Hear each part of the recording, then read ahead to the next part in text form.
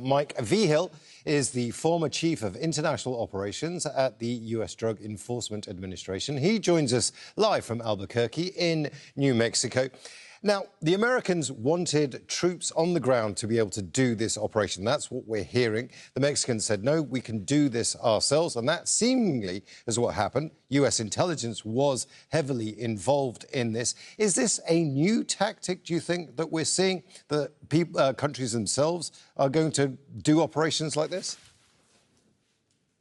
Well, the thing is that cooperation was actually much better when Donald Trump was not president, simply because Donald Trump has been threatening to invade Mexico, basically attacking Mexico, that the cartels control the country. So actually, there was a much better exchange of information under past presidencies. But in this case, a lot of the intelligence actually came from the Mexican government. This was a very spectacular operation that was coordinated between the National Guard, the armed services, the Army, and then also aerial support by the Mexican Air Force. And the Jalisco New Generation Cartel is definitely one of two most powerful criminal organizations in the world. Not only do they traffic in heroin, cocaine, but they also manufacture fentanyl, methamphetamine. They get the chemicals from India and China. And apart from that, they penetrated the avocado industry, the lemon lime industry. They steal millions of dollars worth of petroleum from the Mexican petroleum pipelines. And then they make billions of dollars trafficking human beings, from Mexico into the United States. So it's a very powerful organization. And Mencho ran it like a dictator. It was pretty much, operated like a paramilitary force, well armed, and they would take metal plates and put them on trucks, converting them into their version of military tanks with high caliber weapons, like 50 caliber weapons. But Mencho is gone.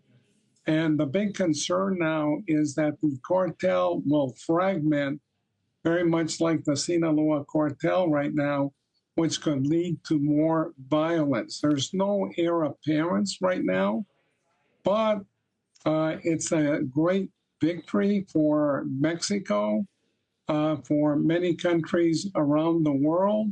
And I have to really congratulate Claudia Sheinbaum, Omar Garcia Harfuch, and members of the military. Now, Mike, you use the analogy dictator there to describe El Mencho. When a dictator falls, there is always chaos. Now, what can the U.S. do to try and limit this? Is there anything they can do, or is this just going to have to play out? No, there's a lot of things that can be done, because right now the Jalisco New Generation Cartel is in a state of shock. They're going through emotional trauma that their beloved leader, El Mencho, is dead.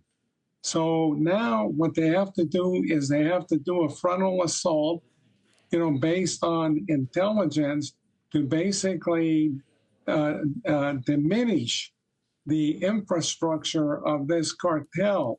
And they have to do it quick, and they have to do it very efficiently, because if not, there's going to be hell to pay in terms of violence within Mexico. Sorry, Mike, I'm just going to stop you there. Are you talking effectively about a Mexican army occupation to be able to do this? It sounds like a very big operation.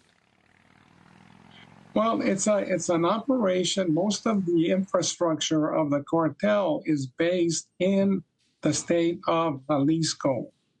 And Mexico has experience doing this. but they have to base it on intelligence and they have to move quickly because, killing or capturing the head of a cartel is not really going to have a major impact. You have to go after the infrastructure. There are logistics, there are money launderings, there are armed wings. So there's a lot of work that still needs to be done. Now, Mike, you are the Chief International Operations for the U.S. Drug Enforcement Agency. One of the things that you have to have been frustrating for you is the reason that we have illegal drugs is because we have a market. The U.S. is the biggest market. If the U.S. didn't want drugs, there wouldn't be cartels. So almost every time an operation like this happens, you're just band-aiding what is a deeper problem, surely. Well, absolutely right. And the thing is that the Trump administration has not stopped the weapons flowing into Mexico. Mexico only has one gun store and it's run by the military. They only sell about 6,500 weapons a year. So there's hundreds of thousands of weapons that flow into Mexico every year from the United States, and the Republican Party does not want to control them.